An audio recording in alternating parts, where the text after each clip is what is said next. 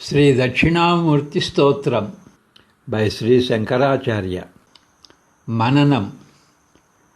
Sri Dakshinamurti Stotram. Rachane Sri Shankaracharyaru. Mananam.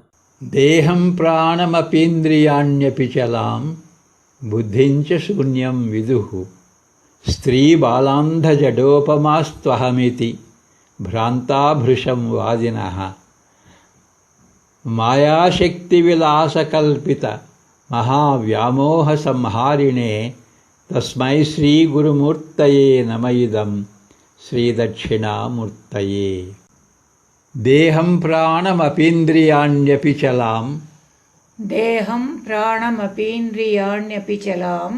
बुद्धिं च शून्यं विदुः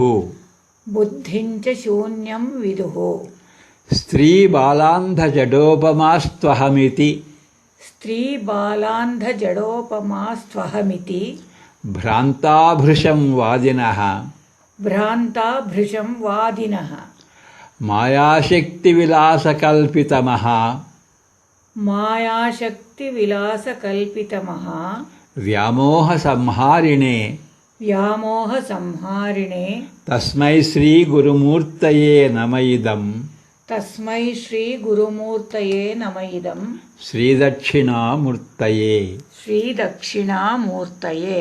People argue variously and describe the self as the body, or as the life force, or as the senses, or as the active intellect, or even as non-existence, sunyam. They are false and misguided in their arguments, like those of women, children, or people who are blind or dull-witted. They do so because of the great delusion caused by the play of powerful Maya.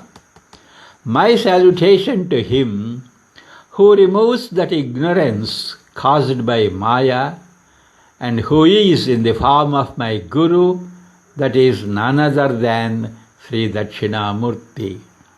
ನಾನೇ ದೇಹ, ನಾನೇ ಪ್ರಾಣಶಕ್ತಿ, ನಾನೇ ಇಂದ್ರಿಯಗಳು, ನಾನೇ ಚಂಚಲವಾದ ಮನಸ್ಸು ಅಥವಾ ನಾನೇ ಶೂನ್ಯ ಹೀಗೆಂದು ಜನರು ವಿಧವಾಗಿ ತರ್ಕ ಮಾಡುತ್ತಾರೆ.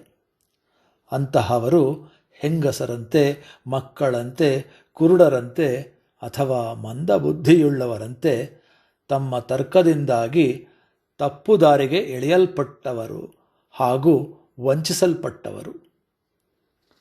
ಅವರು ಭ್ರಾಂತರೇ ಸರಿ, ಏಕೆಂದರೆ ಪ್ರಬಲವಾದ ಮಾಯೆಯ ಆಟದಿಂದ ಉಂಟಾದ ಭ್ರಮೆಯಿಂದ ಹೀಗೆ ಮಾಡುತ್ತಾರೆ.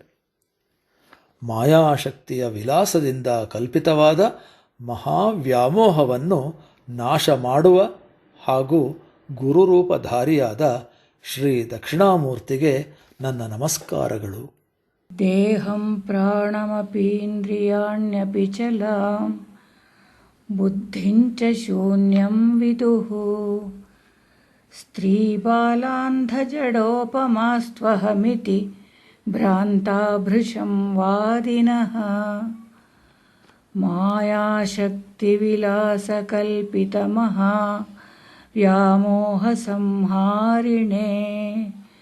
ತಸ್ಮೈ ಶ್ರೀಗುರುಮೂರ್ತಯೇ ನಮಃ ಶ್ರೀದಕ್ಷಿಣಾಮೂರ್ತಯೇ.